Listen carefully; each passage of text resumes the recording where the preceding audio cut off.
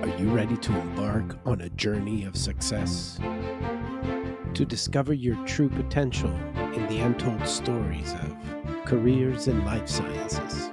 Welcome to PATHFINDER by the Purdue Institute of Inflammation, Immunology and Infectious Disease. With your host, Tommy Source, discover the untold stories of industry scientists and unveil the secrets to excelling in your career.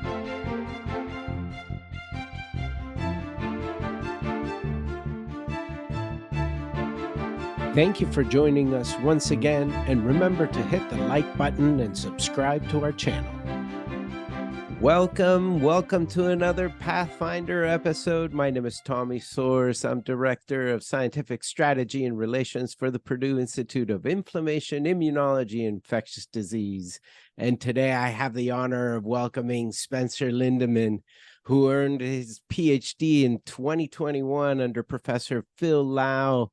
Dr. Lau is a founder of the biotech company Endocyte, which Novartis purchased in 2018 for $2 billion to acquire the rights to Pluvicto. Pluvicto, along with Lutathera, are the first of a new class of FDA-approved cancer drugs called radioligand therapy. Pluvicto, discovered by Dr. Lau at Purdue University, is a small molecule designed to kill prostate cancer by selectively delivering radiation to tumor cells, but not healthy cells. Dr. Lindeman's dissertation in Dr. Lau's lab focused on discovering novel small molecules that could safely deliver sufficient radiation to a broad spectrum of solid tumors beyond just prostate cancer by targeting a biomarker called fibroblast activation protein, FAP. His doctoral findings were published in the Journal of Nuclear Medicine. Now he's focused on optimizing and developing this technology through a new company Dr. Lau founded called MorphImmune, so that it can be ready to enter human clinical trials, hopefully within the next 18 months. And with that, it is my pleasure of welcoming Dr. Lindeman to the program. Spencer, thank you so much for taking time to talk to us today. It's so exciting to be able to speak to you. Oh, it's my pleasure. Thank you for having me. It's a great honor. Absolutely. And you know, it's so exciting to see people and the work that came out and that continues to come out of Phil Lau's lab. And I am so excited to be able to hear a little bit about your story. What prepared you to head in this area, and what was the journey all about? Maybe you can take us back as far as you want to take us, and we'll sit and listen. Sure. So I grew up in New Jersey and did my bachelor's degree at Brigham Young University in Provo, Utah, in biochemistry. And Dr. Lau is actually also alumnus of BYU. He did his undergraduate there as well, even played basketball for them in the 60s. And he gave a seminar at BYU my senior year. And if I'm being blunt, most seminars are a little bit of a snooze fest. But his was so fascinating. It was so interesting, and he just really captured my imagination, and I just knew in that moment I wanted to go work for him. Because I was starting to apply to graduate schools, and Purdue, I knew of Purdue, but it wasn't on my radar to that point. But afterwards, I decided I'm going to apply to Purdue because I want to go work for him. So I did, and I got in. And then I entered the Lau Lab. At first, I actually wanted to work on obesity drugs, but after 2 years of working by myself, I didn't really have any results. I hadn't really built up my skill set yet. So after 2 years, I switched to a team working on fibrotic diseases, and we collaborated with some excellent researchers at Harvard. And there, in a team setting, I was able to build up my skill set.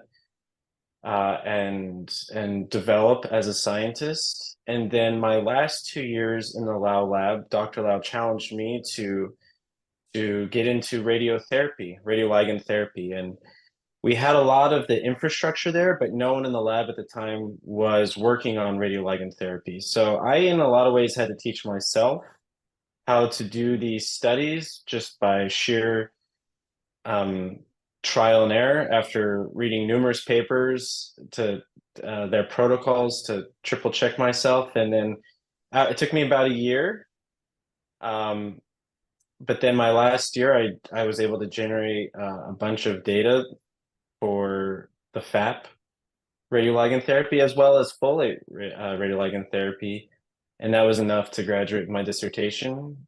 I stuck around for about another 18 months to continue to develop the molecules myself in the Lau lab before I ultimately transitioned to MorphImmune, and the Lau lab handed the technology off to MorphImmune so that we could do additional studies that the FDA would need before we're allowed to take it into human clinical trials. So that's where I am at this time. That's awesome. That's so exciting, and it must be so rewarding to be able to see the fruits of your labor continue to be in a progressive state, I guess, and being able to start to look at the light at the end of the tunnel for when the day is going to be that it'll be out there. It is. It's really a unique opportunity. I mean, in most labs, you don't get the chance to work on a drug that has a realistic chance of going into humans. And most professors, I don't think necessarily have the know-how to do it. But that was something else that drew me to Dr. Lau, that he had 30 years of experience discovering new drugs, but then also starting companies to take those drugs into humans. And it's been a richly rewarding process to see my doctoral work continue to progress. And I don't know if I would say I'm seeing the light at the end of the tunnel quite yet. I don't know if I'll believe it, or if I can say I'll see it until we actually are in human clinical trials. But along the way, we've made just significant amounts of progress. It's quite the journey, one that I did not anticipate when I started, but I'm so grateful to be part of it. Nice, nice. So, Spencer, on your LinkedIn profile, you have under Brigham Young University experience that you were a research assistant. Was that an experience that you sought, or that how did you get into that experience where I see you did some isothermal microcalorimetry and bacterial culture and GC and photolysis of biomolecules? What was that all about? Yeah, that's a great question. So I started research halfway through my undergraduate experience at BYU, and I mostly started it just because I knew I would need it to go to grad school, but I didn't really know what I was doing. Um, I just wanted to work on renewable energy at the time. I was very interested in that, and I still like to follow it from afar nowadays. But I had a couple of professors who taught classes, um, and I was interested, and I noticed that they did renewable energy research, so I got into that, and it was a great experience for me. I will say though, in hindsight, it did not prepare me well for the Lau Lab. It was it's very different, renewable energy versus medicinal chemistry, drug discovery.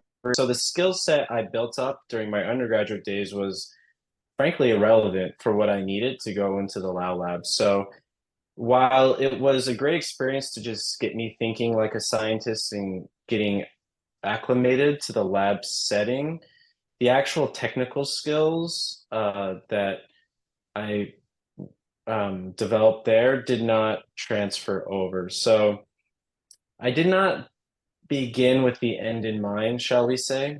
And if I could do it all over, that might be something I would have done differently. um, because I think it did hurt me my first few years of grad school to not have the practical research experience that was necessary for the Lao Lab. On the other hand, though, it happened the way it happened because, uh, again, I just needed to get involved, and I had great mentors who built up my confidence and allowed me to build up my passion for research. I at that when I started research, I wasn't even sure if I wanted to continue majoring in biochemistry. I didn't enjoy a lot of my chemistry classes very much. I found classroom chemistry to be rather tedious. But once I got into a lab and started doing real world chemistry and solving real problems with the science I was learning, that was when the switch sort of flipped in me mentally and emotionally. I was that okay, I think this is actually what I want to do. That's awesome. And was it a particular day or was it a particular instance when you had that epiphany of like, oh, this is really what I want to do? I wouldn't say it was a particular day. It was just a slow process, and I think that's how it tends to be in research, right? We all love those quick moments of brilliance or where it seems like a switch flips or a light bulb goes off. But more often than not, we have to be patient and the rewards, whether it be professionally or emotionally, they come over time. Yeah, and definitely you just have to be in tune with them, right? Like you have to be able to listen to your own head and say, okay, well, what's going on here? Why am I leaning in this way or the other way? Hmm. It is very easy to get caught up in the moments. You know, when you're in grade school, they have those posters that Thomas Edison, it took him 3,000 tries to get the light bulb right. And as a kid, I always wondered, how could anything take 3,000 tries? And once I got into research, I realized, oh, I get it. Like Yeah. their research is full of failures. And I love that Michael Jordan quote, best basketball player of all time, said something to the effect of, I failed again and again and again, and that's why I succeed. Um, in research, you really, or at least maybe other people don't have this experience, but I had to become extremely familiar and accustomed to failure. And, but, you just take a step back, you see what you can learn, and you do it again the next day, and over time you just chip away at it, and all those small failures turn into small victories, and then over time those small victories accumulate into a great victory, whether that's a drug in the FDA, approved by the FDA, or even just your degree, a great job. But it comes just it's a huge exercise in patience and resilience. Yeah, absolutely. Absolutely. And it's interesting that you mentioned that your period of time where you were doing more renewable energy work, and I see again from your LinkedIn profile your work at NREL and doing lignin monomer and pyrolytic reactions and so on, and understanding the structures there, and it's similar to my background in plants, and now more in this realm of biomedical work that we're doing. Do you find, I know you said, well, you would have used your time differently. Obviously taking more biomedical related courses or courses that could have helped you for the drug discovery and drug development work that you're doing now.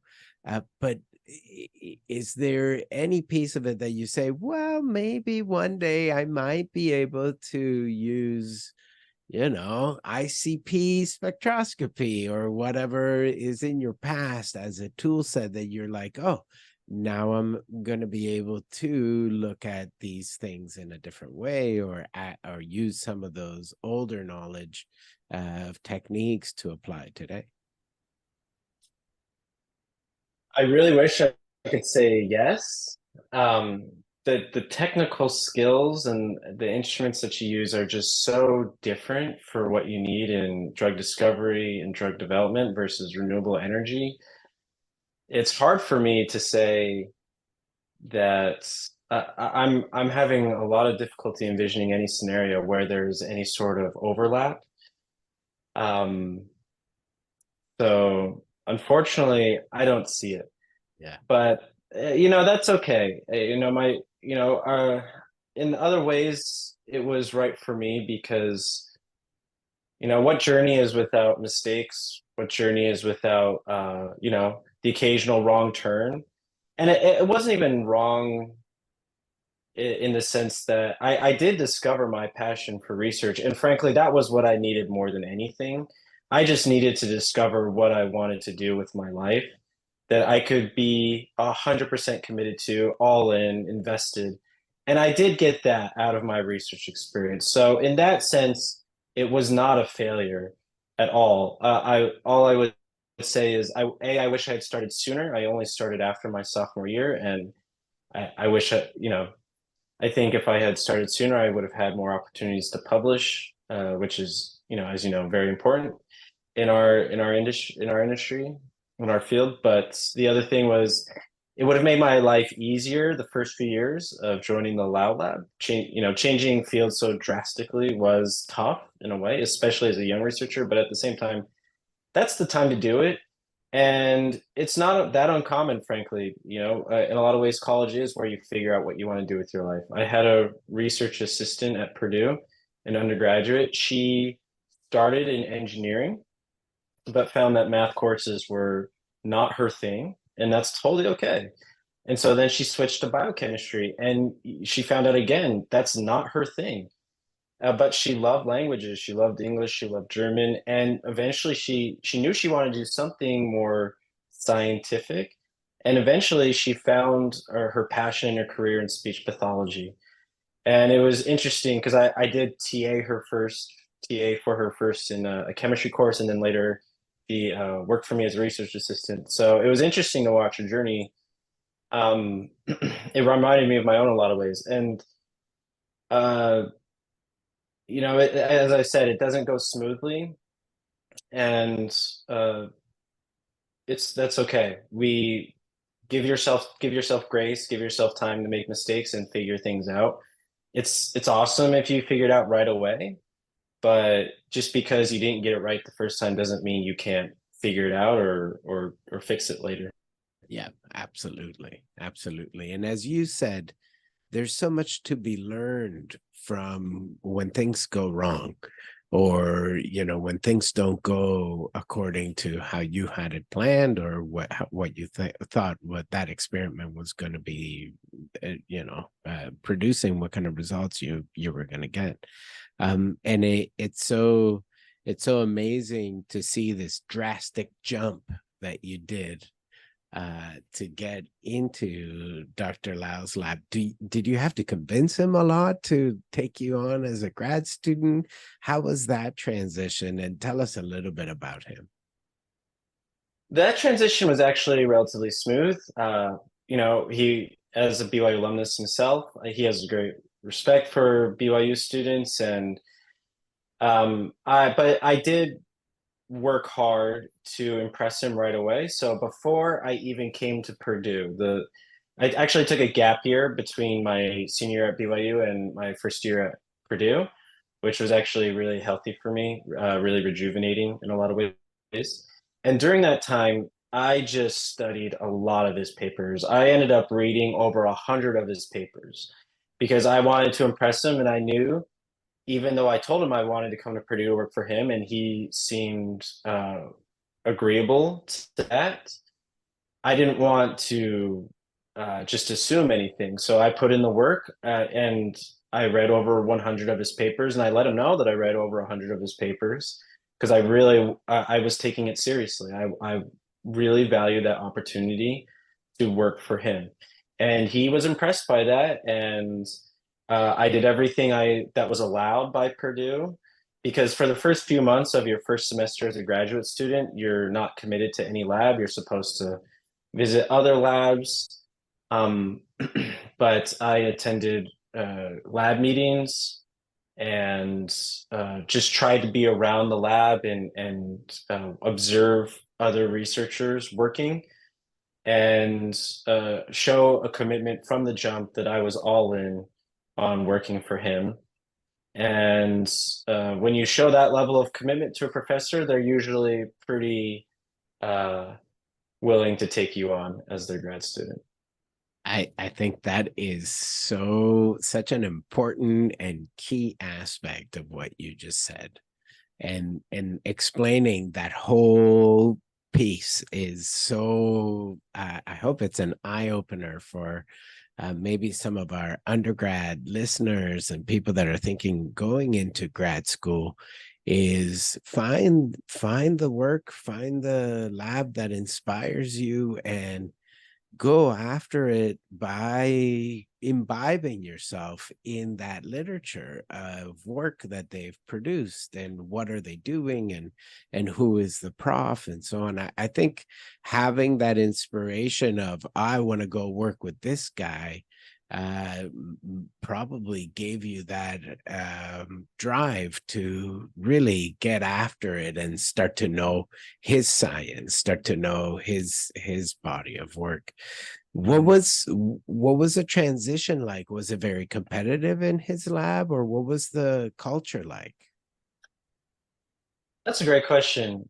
Um, I wouldn't say it was competitive because I know some professors, they'll put multiple students on the same project to create that culture of competition. And I knew from my past experience that I would not thrive well in that sort of a setting. I'm a family man. I have a wife. I have two girls now. Not when I started. I didn't have any kids when I started, but I was married when I started at Purdue. And I did want to start my family. So I wasn't going to be sleeping in the lab. Um, and Dr. Lau puts every researcher, or at least every graduate student and postdoc, almost on their own project.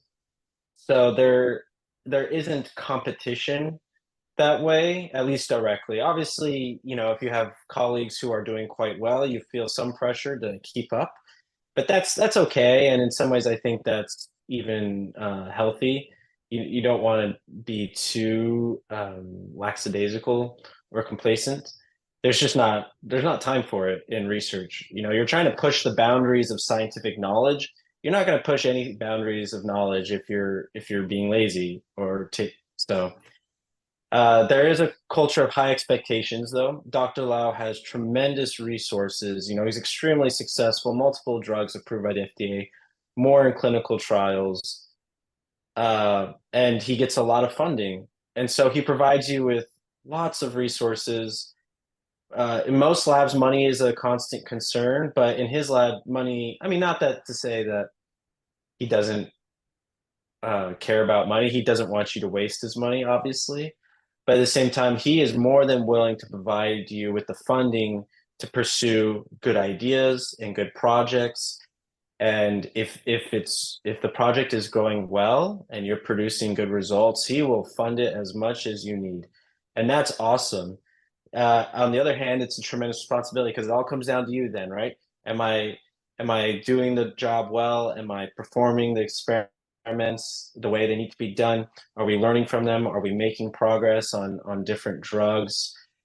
And he it does expect you to be interdisciplinary. That is a huge challenge.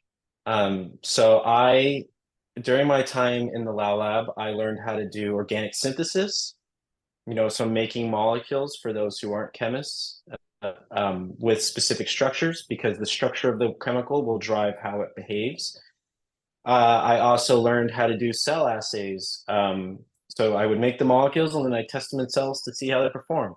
And then I learned how to test those drugs in mice. So I had to learn how to handle mice, how to induce different diseases, whether it be fibrotic diseases or cancer, different types of injections, surgery, dissections, and then at the end of my PhD doing radioligand therapy, I had to learn how to handle radioactivity, doing radiosyntheses, radioactive assays, whether it be radio imaging, radiotherapy, biodistribution studies. So there's an expectation in Dr. Lau's lab to learn a lot of different skills, how to execute a lot of different assays. And that is tough. You almost feel like you're getting a PhD in multiple disciplines, right? I thought on paper you come out with I came out with a PhD in chemistry, but I felt like that almost didn't cover everything I learned. And in some ways it's a great opportunity. Dr. Lau always supports more learning, how to do more types of assays. But on the other hand, it's very challenging. It requires a lot of work and a lot of time, frankly, to meet those high expectations. So overall, it's a demanding environment, but not without reason. We're trying to do something great. We're trying to discover drugs that can help people, and there is a high price to be paid. And if you're willing to pay it, he will enable you to succeed. And so, Spencer, what has kept you motivated? Because I understand, Phil is a great inspiration and so on, but you continued to make such great progress from your PhD. You stayed on to do a postdoc in his lab. What propelled you to keep going? Tell us a little bit about your work. And I know you've spoken a little bit about the techniques, but what was it about the work that kept you motivated? What was it about, you yourself that kept you going in and succeeding in this way? Well, I don't know about succeeding. I mean, all the data I generated for my dissertation came in the last year of my PhD, the first Yes. 5 years. Yes. Not a single figure in my dissertation came from those first 5 years. So I felt like a failure all the time. But no, it's a great question. What kept me motivated? I would say two things. One is, it was a tremendous workload, and I quickly realized if even if I lived at the lab, and I had a couple colleagues who would sometimes sleep at the lab, and basically worked 120 hour weeks. But again, as a family man at that point, not only was I married, I had a daughter. I didn't want to do that. So I realized, and I learned from other colleagues in my lab, they hired research assistants, undergraduates. And I learned that I can't do it all by myself. And frankly, maybe I shouldn't try to do it all by myself.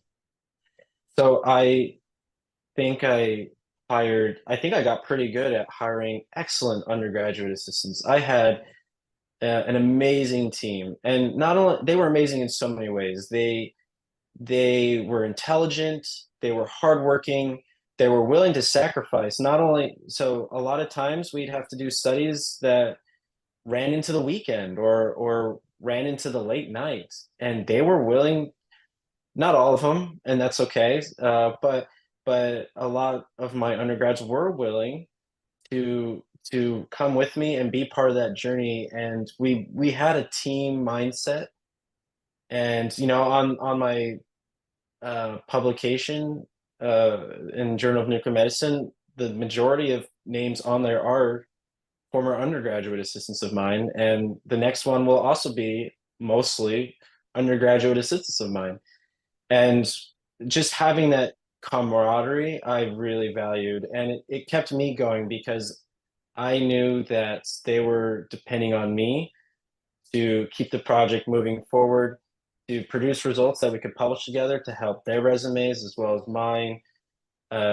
So that kept me, and they made it fun, honestly. I mean, as fun as it can be to work on a Saturday or a Friday night, but they made it as fun as can be. So that kept me motivated, having a team. They not only were they helping me with the physical work, but they boosted me emotionally and mentally in a lot of ways, more so than I can ever express. I'm so grateful for my undergraduate team. And And the other thing that kept me motivated was something my mother taught me when I was a kid. So my mom's an immigrant from Hong Kong, and the stereotype is all Chinese parents want their kids to be a doctor. So and I ended up being a doctor, not the kind of doctor she envisioned, but that's okay. Um, but when I was 5, she bought me this little doctor playset, and I would play with it, and she taught me use your career, Spencer, to help people. Not just to make money, but help people, and that also kept me going a lot. So a lot of nights when I would be alone at the lab at 2 or 3 in the morning, or on Saturday nights, and I'm just wondering, just wishing I'd be at home with my family, or relaxing, or anything else. But just knowing, if I don't do the work, no one will. And I really believe that this can help people. Dr. Lau has a lab where we do meaningful work, where we actually can help people. And if I don't do it, no one will. And I would often say to myself, cancer doesn't sleep, cancer doesn't take breaks, cancer doesn't take vacations. So, not to say that I've never taken breaks or vacations, but no, remembering why I do it in the long run is what keeps me motivated to work hard. That's awesome. That's really neat and so cool, because you can see in your words and how you're communicating is that it's very inspirational to find that meaning in that work, and say, I'm really helping, even though people might say, it's just one more experiment, this one, so on. But I think taking that perspective that you've taken is saying, no, if I don't do this, nobody is going to do this, and that makes it very important. And it's so true also, the piece that all of your figures for your thesis came from experiments in the last year. I agree with you. I think I could have finished my thesis, could have done everything in the last 6 months of my PhD and be done with it, right? I think by that time you get such traction, and you have good momentum already built up, and you know what you're doing in the lab, that your experiments don't fail all the time, just Right, most of the time. right. But Spencer, so neat also what you said about get yourself some undergrad research helpers and assistants that can help you do more than what you can on your own. And not only that, but also you are helping them to kind of progress, and that keeps you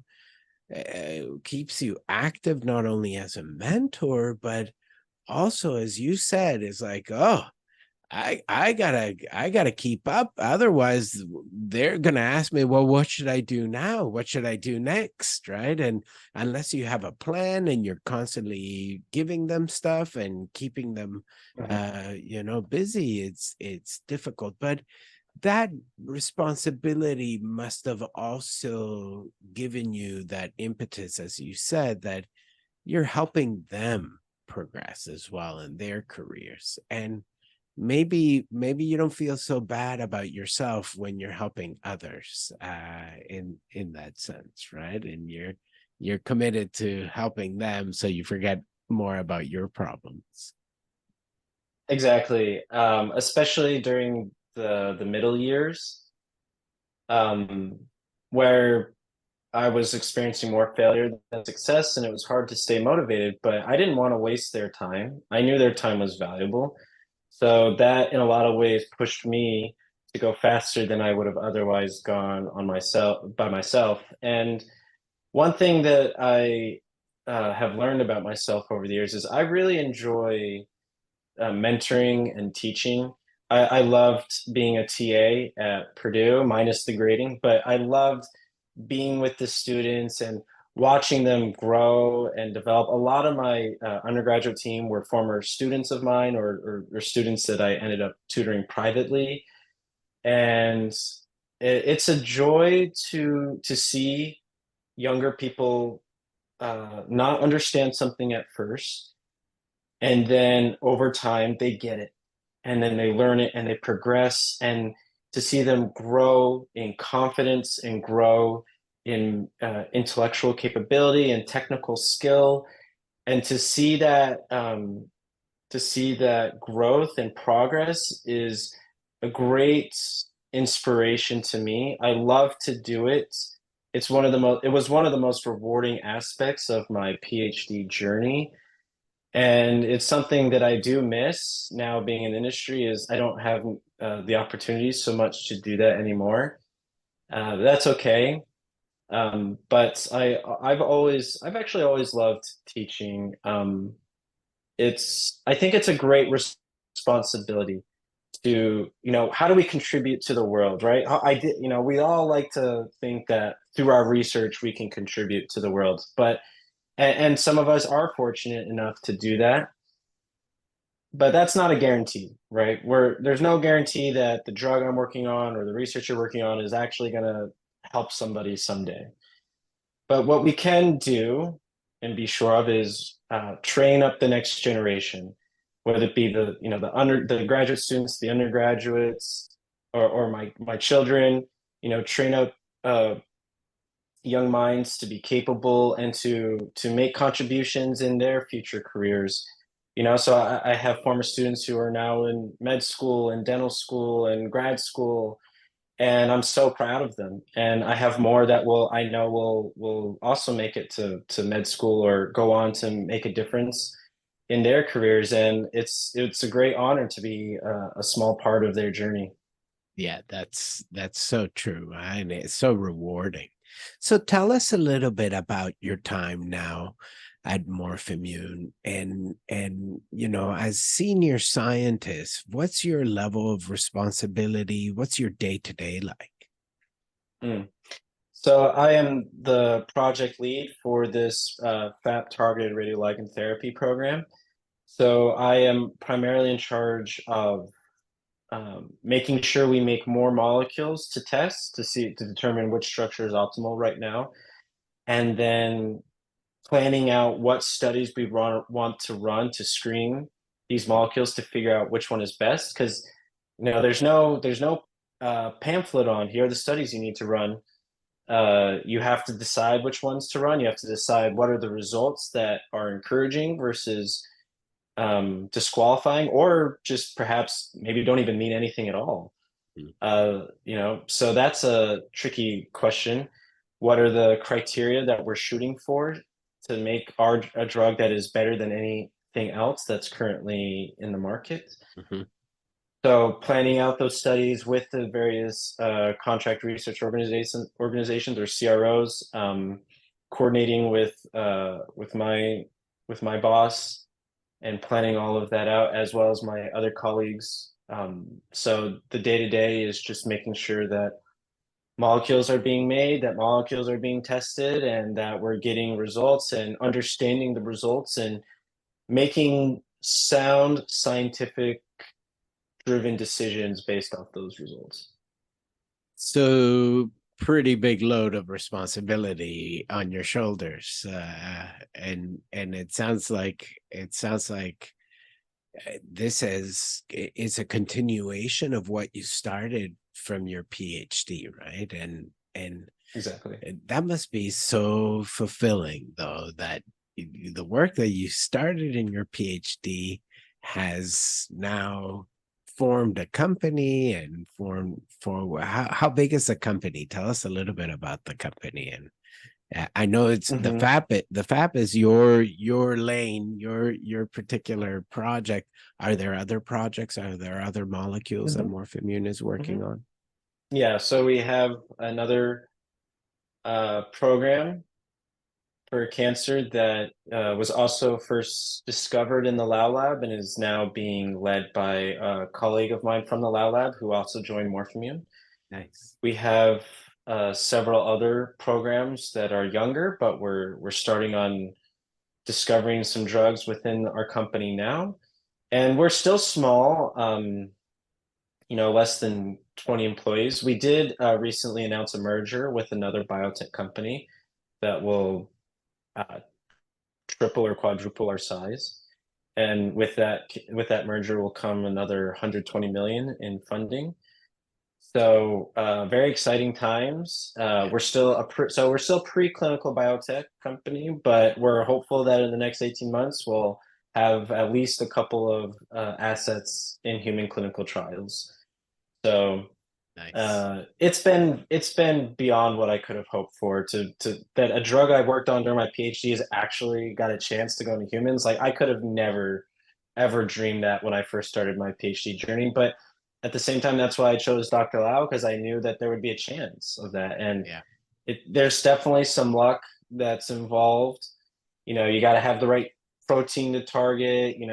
Sometimes you got to get lucky with timing. And I've been lucky just with again with my undergraduate team or other colleagues, other postdocs and graduate students who have helped me along the way, some of which have been on your show, Dr. Dan Sheik. He was a great mentor to Oh, me in the Lao yes. Lab during my early years. And uh, uh, Dr. Ramesh Mukamala was a great mentor to me as well in the Lao Lab. But it's been more than I could have hoped for, and I just I just hope it keeps going. Absolutely. Absolutely. So exciting, this. And I think I agree with your mother. She says, "Oh, pick something where you know you're going to be helping people, and you'll worry about the money also later." But it's almost like she was saying, well, the more people that you help, the more successful you will be. And it seems that you have uh this beacon that is helping you keep making the progress and building on the success that you been working on all these years.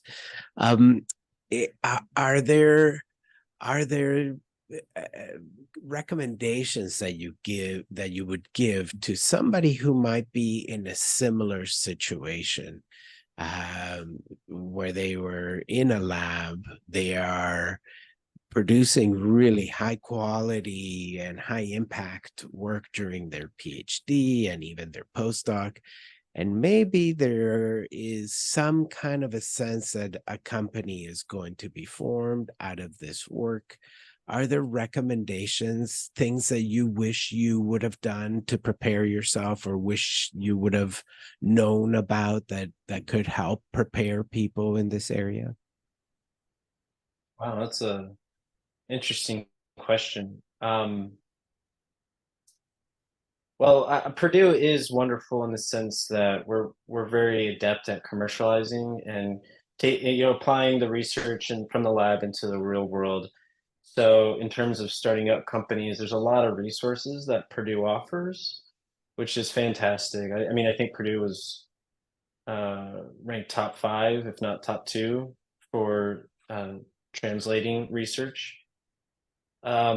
In terms of what I wish I knew or what I would have told myself a year ago, um, at least within the drug development world, I took a lot of my cues because I was self-taught from publications from other academic labs. The types of studies that I should probably be running to evaluate a drug. And those were pretty much all of them were quite important, but there's nothing standardized about it. So you sort of just pick and choose which ones you think you'll need for a paper or a dissertation.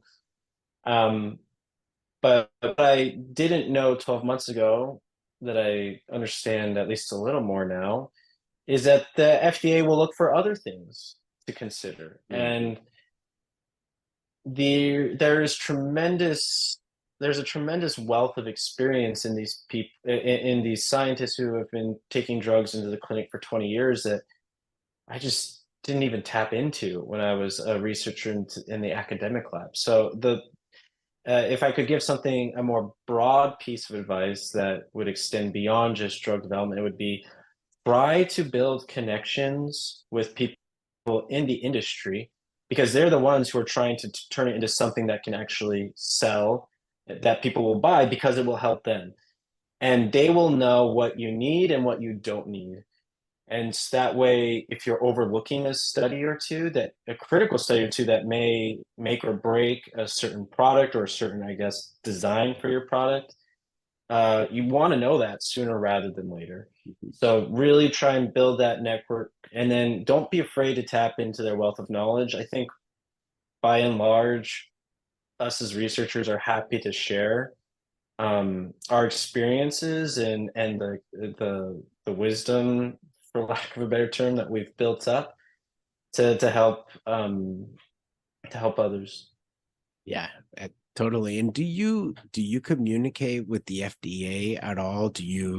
I mean, you probably have a set of guidelines and criteria that you must meet in order for them to accept or approve. But is that a conversation? Is that something that you talk to them about and say, hey, we're doing these sets of experiments, we've obtained these types of results.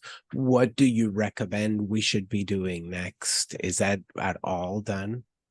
Yeah, that's spot on. So, and again, this was something I did not know 12 months ago as an academic researcher, but there are, at least for I'll just make it specific to what I do, radioligand therapy. There is a 20-page PDF that you can download that the FDA has written for what they would expect you to do. And I didn't know about that. Um, and then so you do that, and then what you'll also do is you'll file applications to the FDA saying, here are the studies that we've run or plan to run, give us your feedback, and then they'll provide feedback, because the FDA wants to see more than anything that your product is going to be safe, Right. right? That's number one. And then two is, will it be effective?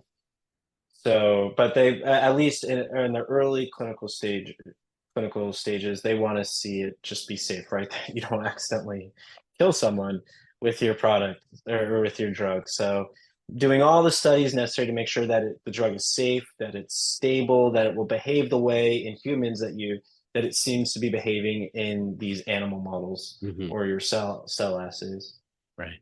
Right. No, so cool. So it seems like you would do well, right, by expanding your network and keeping that conversation and communication as you recommended to talk to people in industry, also agencies like the FDA and other places that you can get some of that knowledge and get people to help you also rationalize what should come next. Mhm. Spencer, this has been such an eye-opening conversation.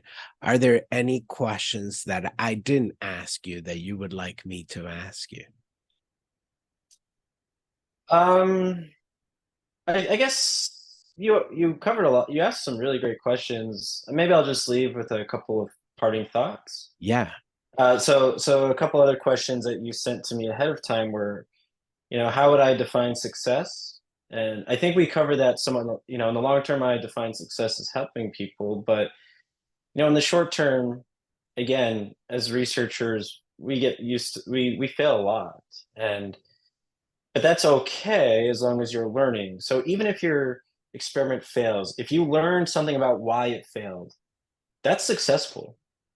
If your experiment went right, then you ask yourself, well, what did I learn from it going right, and what should I do next because because it went well?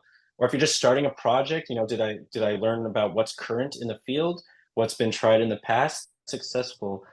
So and a lot of times, at least in the beginning, I think young researchers define success as, did it work or not? And that's definitely one way to succeed, but it's not the only way to succeed. I think success really comes down to, are you learning or not? And as you learn, you'll be able to help push again the boundaries of scientific knowledge. It's something that you can control. Sometimes certain hypotheses just don't work out. Sometimes experiments don't work out, and that's okay. That doesn't mean you're a failure. There's more than one way to succeed. There's always a way to succeed from everything that you might be doing. And the other thing, the other parting thought I had was, I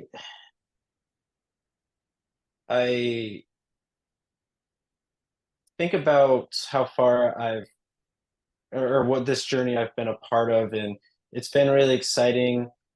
A lot of it, I think, wasn't really due to me. There's a quote by Isaac Newton, something that, well, I'll just paraphrase as, I've stood on the shoulders of giants. It was such a I've learned so much being in Dr. Lau's lab. I'm so lucky to have been a part of his lab and to be part of one of his companies now. And at MorphImmune, I work with excellent scientists with decades of experience that I'm I'm I'm still learning so much every day. So that's a great opportunity. And I sometimes ask myself, well, what am I doing here? What do I have to offer? I'm relatively new. I have a year of experience, not decades of experience. But and I'm not, I'm a decently intelligent person, but I'm not anything special in that regard. So what I realized as a graduate student was, maybe you weren't born with the most amazing gifts, right? Like I wasn't born as a 7-foot player who could play basketball professionally or an Olympic sprinter speed, but what I can control is my work ethic, right? And that is something I can control that can make me special. And um, I have multiple motivational quotes on my wall about working hard, right? In grade school, it's 1% inspiration, 99% perspiration. I have some additional ones now that I like, where one that says success usually comes to those who are too busy looking for it. And I have another one um, that actually I'm blanking on it right now, but I just to those who are out there who maybe, whether they be young academic researchers who are struggling, just keep working. If you keep working, it will work out. It really does. If you're working hard and you're learning every day, things will work out. And that those are skills that will make you valuable no matter what your experience is or whether you're in academia or industry. So those are some of my parting thoughts from the other questions you sent me before this interview. Well, thank you so much for those parting words and recommendations. I hope people are listening with eyes and ears wide open because they're very important, and I really thank you. Dr. Spencer Lindeman, Senior Scientist at MorphImmune. I hope you have a great day, and thanks for being our Pathfinder today. My pleasure. Thank you for having me. Have a good day as well. Bye-bye. Bye. Thank you for joining us once again, and remember to hit the like button and subscribe to our channel.